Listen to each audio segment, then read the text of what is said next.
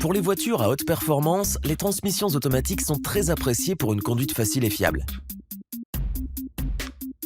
Dans cette vidéo, nous allons explorer les principes de fonctionnement de ce mécanisme complexe de manière simple et logique.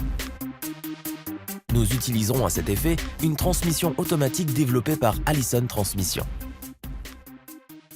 Les transmissions automatiques fonctionnent selon le principe des engrenages planétaires. Afin de comprendre le processus, examinons les éléments de base des engrenages planétaires.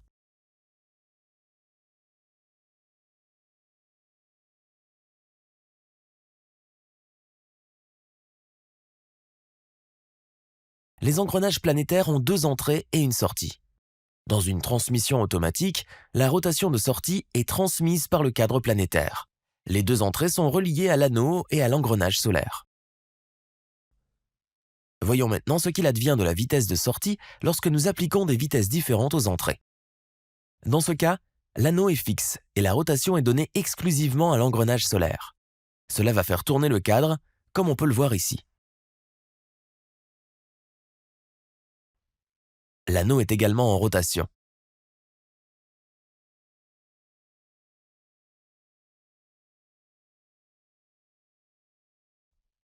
L'anneau et le mécanisme solaire tournent à la même vitesse.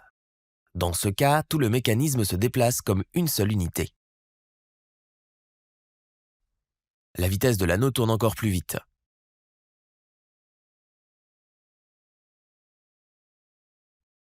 En tournant l'engrenage solaire dans la direction opposée, on obtient une marche arrière.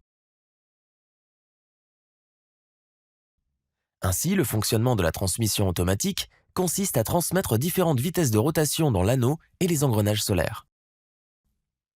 Toute la beauté des transmissions automatiques réside dans le fait que cette variation de vitesse peut être transmise simplement en engageant quelques embrayages. Dans les prochaines sessions, nous verrons comment cela fonctionne chez Allison. Dans une transmission automatique, il n'y a pas de connexion directe entre les arbres d'entrée et de sortie. Il y a plutôt un arbre intermédiaire entre les deux. De plus, deux embrayages sont utilisés pour transmettre la puissance.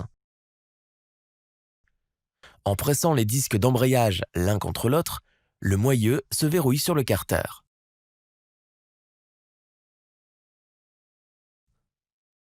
C'est la forme la plus simple d'une transmission automatique. En gardant cela à l'esprit, voyons comment fonctionne la première vitesse. Quand le premier rapport d'embrayage est enclenché, l'arbre d'entrée se connecte à l'arbre intermédiaire.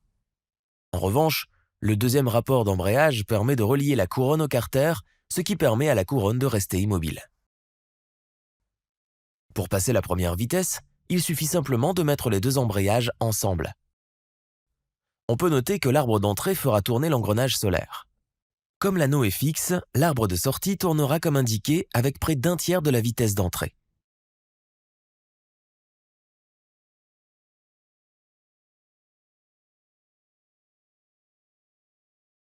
Pour obtenir des rapports de transmission plus importants, on peut ajouter un autre train d'engrenage planétaire.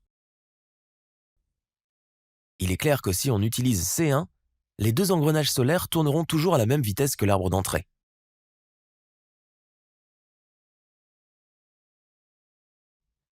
Si on applique également C4, le cadre planétaire du second groupe tournera.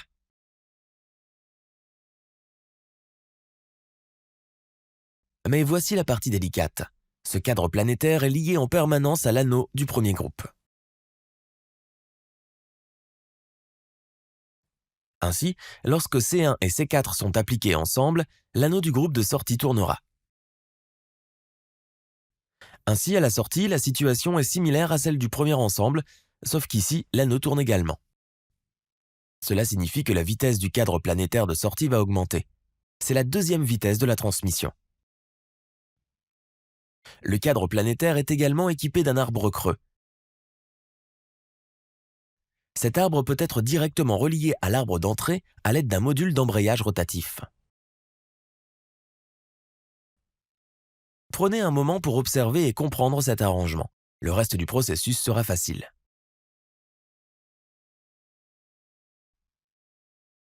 Avec cette configuration, nous pouvons obtenir une quatrième vitesse, l'entraînement direct.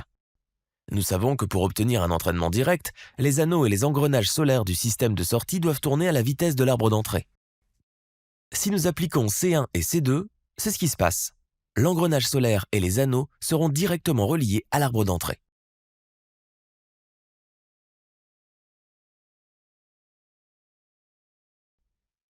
Pour obtenir la sixième vitesse, il suffit de retirer C1 et d'appliquer C4. Ici, au deuxième ensemble, la rotation d'entrée est donnée au cadre et l'anneau est immobile. Cette combinaison donne une très grande vitesse de rotation au Soleil. Ainsi, nous pouvons obtenir un rapport de surmultiplication élevé à la sortie. Un troisième jeu d'engrenage planétaire est nécessaire pour obtenir les autres rapports de transmission.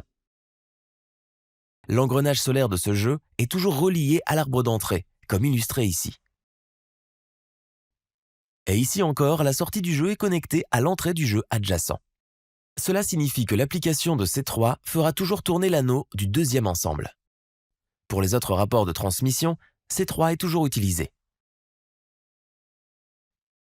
Pour le troisième rapport, il suffit également d'appliquer C1.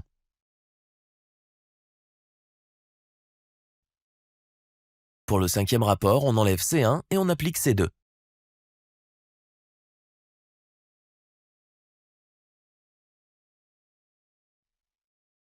Pour inverser le sens de marche, il faut également engager l'embrayage à l'anneau C5.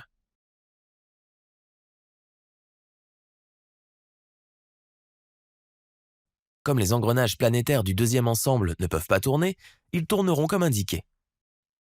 Cela conduira éventuellement à la rotation inverse du planétaire. Par conséquent, la sortie finale sera une rotation dans le sens opposé. Un dispositif de contrôle de la transmission décidera du moment où il faudra appliquer le système d'embrayage. Contrairement aux transmissions manuelles, un convertisseur de couple est nécessaire dans les transmissions automatiques. Lorsque la transmission est en marche et que nous actionnons les freins, il faut isoler la rotation du moteur de la transmission. En utilisant le couplage hydraulique, le convertisseur de couple permettra d'y parvenir.